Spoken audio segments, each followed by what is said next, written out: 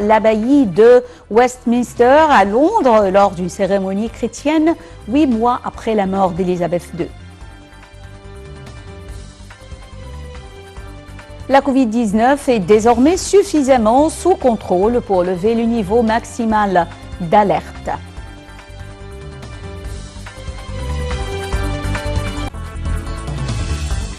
Les nouvelles en détail. Le président Abdel Fattah el-Sisi a reçu aujourd'hui Mike Turner, président du comité du renseignement de la Chambre des représentants des États-Unis, à la tête d'une délégation de membres du Congrès. Au cours de la rencontre, le président el-Sisi a mis l'accent sur l'importance de la reprise des négociations entre les parties palestiniennes et israéliennes afin d'établir un règlement juste et global, soulignant les efforts acharnés de l'Égypte pour stabiliser le calme entre les deux parties, ainsi que les initiatives pour la reconstruction de Gaza. Les détails dans ce commentaire.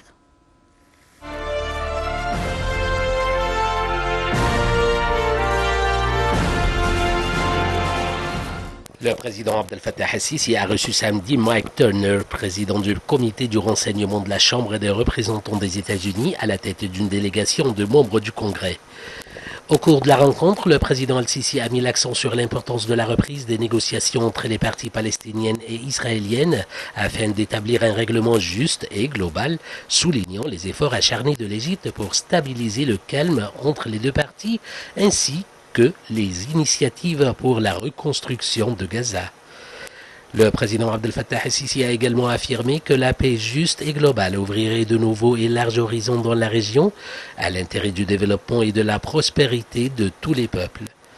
Le porte-parole de la présidence, le conseiller Ahmed Fahmi, a déclaré que la rencontre a abordé l'évolution des crises dont souffrent plusieurs pays de la région et qui menacent les fondamentaux des États.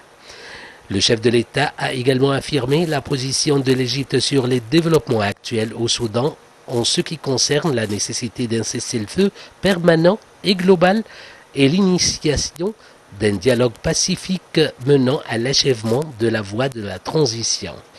La rencontre a porté sur la solidarité et la durabilité du partenariat stratégique entre l'Égypte et les États-Unis. À cet égard, le côté américain a affirmé le rôle joué par l'Égypte en tant que pilier de la paix et de la stabilité dans la région, ainsi que son rôle pionnier dans la lutte contre le terrorisme, qui nécessite la poursuite et le renforcement de la coopération et de la concertation entre l'Égypte et les États-Unis à tous les niveaux.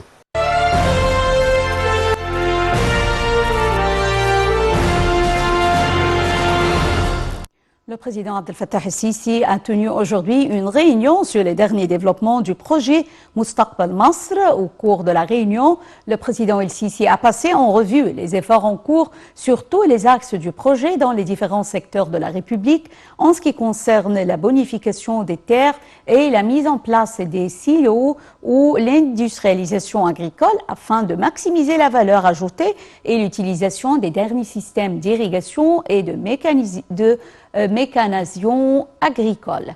À cet égard, le président el-Sisi a indiqué que le projet du nouveau Delta vise à faire un bond dans le domaine agricole en Égypte et qui contribue également à combler le fossé dans diverses cultures stratégiques et la réalisation de la sécurité alimentaire, ainsi que des milliers d'emplois dans diverses spécialisations. Dans ce contexte, le président el-Sisi a enjoint de poursuivre la mise en œuvre des composantes du projet de production agricole Mustaqbal Masr afin d'accommoder les deux voies de développement urbain. 8 mois après être devenu roi, Charles III a été couronné aujourd'hui à l'abbaye de Westminster lors d'une cérémonie religieuse grandiose devant près de 2300 invités. L'archevêque de Canterbury, Justin Welby, a déposé la couronne de Saint-Édouard sur la tête de Charles III. Peu avant, le souverain avait prêté serment de protéger l'Église d'Angleterre dont il est le chef suprême. Le point. Le roi Charles III a été couronné aujourd'hui à l'abbaye de Westminster à Londres lors d'une cérémonie chrétienne pleine de pompe et de solennité, 8 mois après la mort d'Élisabeth II. Point d'orgue de cette consécration préparée sans grand enthousiasme populaire et l'archevêque de Canterbury a posé sur la tête du souverain de 74 ans la couronne de Saint-Édouard, en or massif et serti de rubis. Vêtu d'une simple chemise en lin blanc, le roi avait peu avant reçu l'onction à genoux, protégé des regards par des paravents bordés, pendant que retentissait le fameux Zadok the Priest d'Endil. Il a réapparu aux yeux de l'assistance et des centaines de millions de téléspectateurs attendus pour revêtir la super tunica, manteau en soie enveloppé de fines pièces d'or, puis le manteau impérial en étoffe d'or. L'étole royale sur les épaules, le gant du couronnement en cuir blanc enfilé sur une main. Le roi a ensuite reçu la couronne de plus de 2 kilos utilisée pour tous les couronnements depuis 1661. God save the King, s'est exclamé l'archevêque de Canterbury, Justin Welby, premier dignitaire de la religion anglicane. Des trompettes ont retenti et des coups de canon ont été entendus aux 4 coins du Royaume-Uni ou tirés depuis des bateaux de la Royal Navy en mer. Son héritier William, agenouillé, ensuite prêté allégeance à son père. Camilla, 75 ans, a ensuite été bénie et couronnée. Après ce couronnement, des repas de voisinage et un concert à Windsor sont notamment prévus dimanche avant un jour férié, lundi.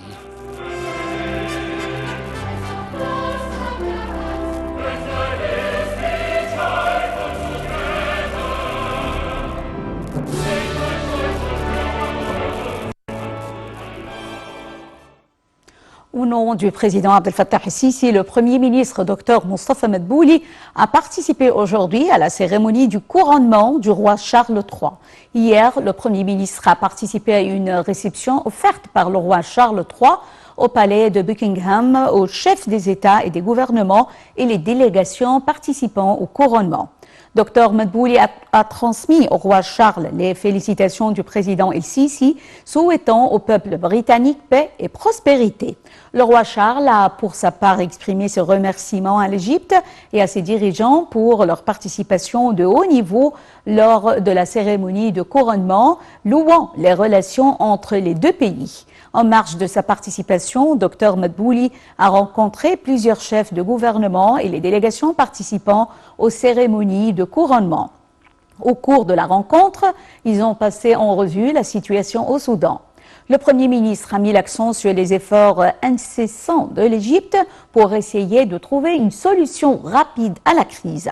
Au cours des réunions, les chefs d'État et des gouvernements ont accordé un grand intérêt à l'ouverture et l'inauguration du Grand Musée égyptien.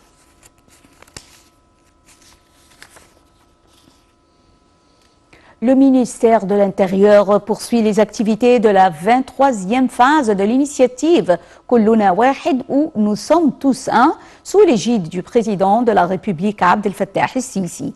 Le chef de l'État avait annoncé la prolongation des activités de l'initiative pour une période de 2 mois afin de subvenir aux besoins des citoyens à des prix réduits dans toutes les chaînes et points de vente qui y participent au niveau de la République.